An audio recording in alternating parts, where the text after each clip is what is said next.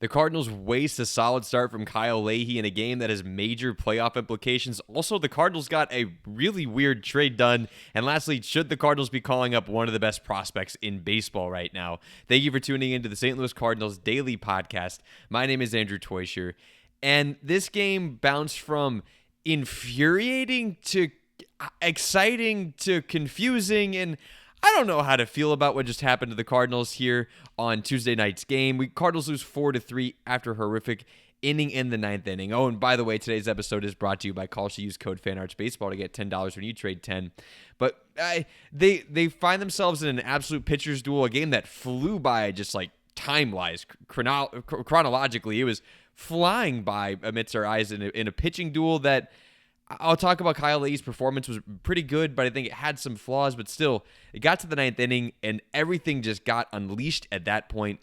The Cardinals end up blowing it in the ninth inning with some bad defense and some bad pitching, blowing what was a solid start from Kyle Leahy, his best thus far, at least statistically. But then the Cardinals bounce back and fight back in the bottom of the ninth, but it's not enough. And weirdly, it was J.J. Weatherholt striking out to end the game. Regardless, the Cardinals lose. The record now goes to 42-35. All runs were scored in the ninth inning in this one, and 7 out of the 13 total hits from both teams combined in this game happened in the ninth inning. An absolutely insane inning, absolutely dynamic.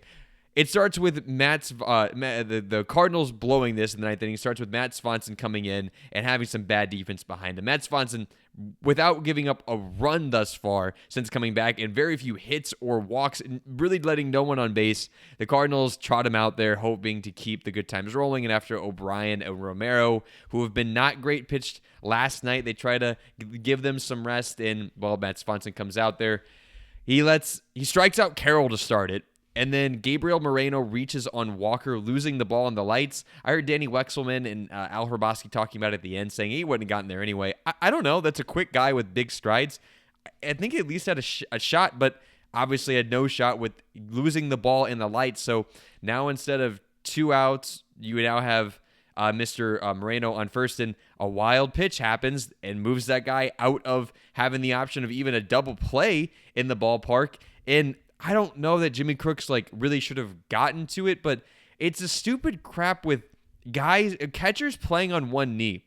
How with Yadier Molina now leading the development process of the catchers, is guys still playing on one knee? I know it's just something they got used to. It's going to be a habit to break, but there is a very clear difference in how restrictive playing on one knee is. I don't know how we don't work on this and get this done. I guess I'm just colored as the Cardinals fan of, I guess it probably tears apart guys' knees, but Yadier Molina did it for 20 years, and it was the best defensive player in all of baseball during that time. Please stop playing on one knee and just be able to field the ball, because that was absolutely massive. And Matt Swanson, who's really good at drawing hard contact on the ground to get double plays, now didn't have a shot at doing so, and it changes the math of the at-bat. And leads to the Cardinals eventually losing this game, obviously. It's not even Crooks specifically, bad defense, but it was a ball that was crossed up. It wasn't supposed to get to, but if he didn't play on the stupid one knee, there's a shot he would have gotten to it. So that moves Moreno over to second. So, now with only 1 out, Pavin Smith walks after that, which really isn't the end of the world because it sets up the double play again. But Nolan Arenado comes home after we give him a standing ovation and hits a double. And then that's followed up by Lourdes Gurriel having a single, which makes it 3-0. And this is where Jimmy Crooks really breaks the team's back, because Gordon Graceffo comes in for Matt Swanson, back-to-back 2-out walks, load the bases, and Jimmy Crooks has a passed ball that was completely his fault to make it 4-0. And at the time, it just kind of felt like, it was just piling on. The Cardinals already lost. It doesn't matter. It ends up mattering because the Cardinals lose at a score of 4-3 as the Cardinals fight back in the bottom of the ninth. A Newt double, a Fermin single, a Burleson double brings in Newt Bar 4-1. Plays Jordan sack fly on a ball he just missed. Makes it 4-2. Jimmy Crooks makes up for his sins, making it 4-3. But again, if he hadn't had that pass ball, it's still 3-3. And J.J. Weatherholt strikes out to end the game. Maddening game that started out really well off of a good Kyle Leahy performance. Kyle Leahy in this time, the first time in his career that he's recorded an out in the 7th inning. 85 pitches, 49 strikes. That's only a 57% strike rate, but those strikes were effective at getting guys out. Stats on the day: 6 1/3 inning pitched, 3 hits, 2 walks. Overall, very solid there. 0 earned runs, 3 strikeouts, 9 hard hit balls. So between the 9 hard hit balls and the strike rate, I don't think Kyle Leahy figured something out. I think this was just good luck on balls in play and guys hitting the ball weekly, hitting the ball weekly whenever they were swinging strikes and hitting the ball hard. Like, it just worked out in his favor. I don't necessarily think this was some great Kyle Leahy renaissance, but the Cardinals, whenever you have one of your worst, I can't call him the worst because Matthew Liberatore's stats are horrible, but whenever your worst starters comes out and has a good day, you have to find a way to win that game. Max Radjic did everything he could as well. I've been really enjoying what we're seeing from Max Radjic. 1 2/3 innings pitched, 0 hits, 1 walk, 1 strikeout. His best outing thus far. He's gone over 1 inning in each outing he's come out in, and he's, pitching every other day and still giving us multiple innings. ERA down to 3.6. I like the arsenal. I like the stuff. His fastball gets up there high enough and a good sinker with a fastball that works, a four-seamer that works off of it. Really good curveball, a sweeper to go with it. Dude's arsenal is really big, and I like what we're seeing from Max Radjic. He's kind of giving the Cardinals what Matt Swanson was giving them last year. Super important for the Cardinals' success in the future that Max Radjic and George Soriano continue to figure this out, and where Romero and O'Brien have kind of dropped the ball lately. The Cardinals tomorrow will hope to bounce back with Matthew Liberatore pitching against a guy making his first debut for the Diamondbacks, Mitch Bratt. His first start for the Cardinals. He's been really good this year in AAA, 22-year-old. Hopefully the Cardinals can bounce back with Matthew Liberatore. But, of course, after what we've seen, I'm not hopeful. I am hopeful for, however, having a good time on Call Sheet, because Call Sheet is always a good time. On Call Sheet, you can trade every single game. Right now, you can put in a trade for J.J. Weatherholt to win Rookie of the Year, and those odds have spiked. Get in on it. Or wait a little bit. It's bound to drop. He's going to go through a time where he lulls a little bit. I'd actually probably hold on that just for now. But if that's not what you want to put a trade in on, who's going to win the World Cup? It's been absolutely exhilarating thus far. Team USA looking really good. I'm really excited for them to get a cakewalk schedule heading into the groups, the elimination stages. Or if that's not your cup of tea, what will happen at the next earnings call, or mortgage rates, or gas prices, all of that and more on Call Sheet. You're trading against peers in a live market. There is no house, and as probability changes, you can buy in and out of your position. I already sold my Call Sheet stock on the J.J. Weatherholt Rookie of the Year, doubling my money for that reason. For a limited time, download the Call Sheet app. Use code FANARCHBASEBALL, like you see it below. Get $10 free when you put 10 on and trade it. KALSHI, Call Sheet. Trade on anything. You want to support the page, like, comment, subscribe, and use code FANARCHBASEBALL. So, Chris Roycroft got traded. It's not that it's weird that we traded Chris Roycroft, that we moved on from him, but someone wanted Chris Roycroft enough to trade for him. I can kind of see it. I'm being a little bit facetious, but dude has a 15.19 ERA this year, and his career 6.41 ERA. He's never had a career ERA below 4. He's got a big, powerful sinker, and there's stuff there, but he's just never been able to control it. It's never worked at the big league level. I really fear, guys, he got traded to the Rays. Enough said. This guy is going to be the next Mason Miller on the Rays. It's going to happen. It's going to work out for them. The player to be named later will never be seen again on the Cardinals, or even worse, he'll come up somehow to the major leagues and be just a plague on us in some way. We have to stop trading with the Rays. I guess it's Chaim Bloom instead of Mo, and Bloom's got lots of connections with the Rays. I don't know. I don't like trading with the Rays. It always seems to come back and hurt us. And Roycroft is the perfect profile where his stuff looks good, but for some reason it doesn't play. They're going to figure it out, and he's going to be really good. In all seriousness, I have no issues trading Chris Roycroft away. Clearly, the Cardinals weren't figuring this out, and he was a plague on our team thus far playing him.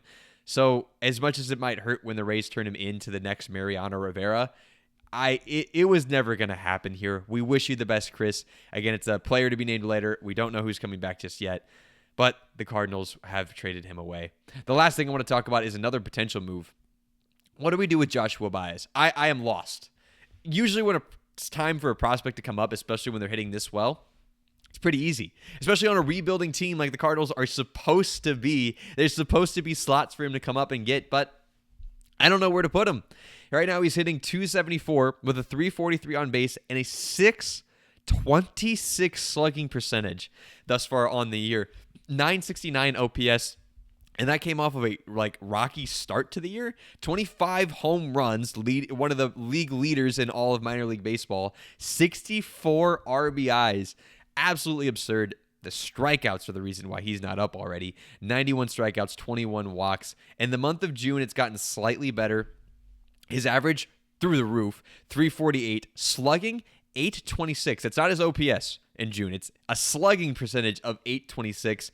His strikeout rates dropped about 5%, but he's not really walking a lot more either. It's just he's putting balls in play and hitting it really hard, which we'll take. And that has a lot to do with what Bernie Nicholas points out is his in-zone strikeout rate, in-zone contact rate is much higher. Before, he was whiffing on a lot of stuff in the strike zone and out of the strike zone. Now he stopped whiffing on balls in the strike zone, thus the average going up, the strikeout rate dropping a little bit, but he's still chasing a lot, which is something you can put up with and matches a lot of the Jordan Walker profile, which if the Cardinals called Joshua Baez right now and he had an 800 OPS on the season and was going to go up and down, go through ups and downs like Jordan Walker, we would 1,000,000% take that right now. Don't get me wrong. That's a good thing. Joshua Baez hits the ball hard every time he hits the ball. That's his profile. Very much Jordan Walker. Let's see if we can do more with it, but what do you do? Because right now the Cardinals outfield looks like Lars Nootbaar, Nathan Church, and Jordan Walker. Jordan Walker has well earned a spot despite the recent struggles. Lars Nootbaar is hitting better than Jordan Walker right now, has better on-the-year stats despite, it is a small sample size. So then that leaves Nathan Church, but the point of having Nathan Church up right now is that Nathan Church, we need to figure out what we have in him. Like, he's another prospect we need to let play out and see if he can continue to improve. We could throw him to the bench, but then we'll still not know what we have in him going forward. But it seems like it would make the most sense, so you put Baez in center field, but again, Church doesn't get a shot to develop. I guess it's the one that makes the most sense. The other option is trade Nootbaar, but when are we going to do that? You'll have to wait till the deadline, which I'm fine with. I am, not pushing this. This doesn't have to happen right now. We can have some patience. But if we're looking to compete at all this year, Nootbaar being in the rotation is our best option. So the Cardinals at this point really have to make a decision of how much you want to play for the future. If you're playing for the future, the best option is trade Lars Nootbaar.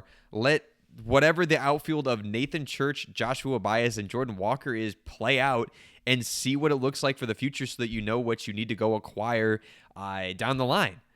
But if you want to win right now, the play is to let Nathan Church hit Pine or hit the minor leagues, which I think he'd be better on the bench. Send Brian Torres down, who doesn't play at all right now. But then again, you're stifling the development. So you get your best lineup out there with Lars Nootbaar still in there and Nathan Church out, even though Church hasn't been bad. But, we're hoping that Baez is better than Church. So you either have to trade away the guy who helps you win now or play for the future. So it's not a great option either way. Here's the thing. I say this incredibly tongue-in-cheek and knocking on wood right now as we speak. The Cardinals have been too healthy for our own good. And what I mean by that, it's obviously a blessing to have healthy players, and I'm wishing ill on nobody. I don't want any injuries to happen, but typically injuries crop up, and it gives you an excuse to call up a guy like Joshua Baez and just give him a tryout. And if it doesn't go over well, you can just send him back down and be like, it was just because of an injury, he wasn't actually ready. But the Cardinals haven't had that happen. So they've had to make the tough calls each time. The Nolan Gorman, Blaze Jordan thing was kind of the same vein of you just, at some point, maybe some guy gets hurt and you get to try to figure things out and let him earn it. It's not happening. The Cardinals have no clean answer here with what to do with Joshua Baez other than dude's raking baseballs at the AAA level and even despite the strikeouts at this point, he's earned the spot. What do the Cardinals do? Let me know in the comment section below. How excited are you to see Baez? When should we call him up? Should Church hit the bench? Should Nootbaar get traded? What's the best option for the Cardinals? It's an exciting time regardless to have Joshua Baez, and I appreciate you guys tuning in. Don't forget to like, subscribe, comment, and use code FanArchBaseball on Kalshi. Have a great time on Kalshi, and I really appreciate you guys being here. Don't forget to tell a loved one, Skobirds.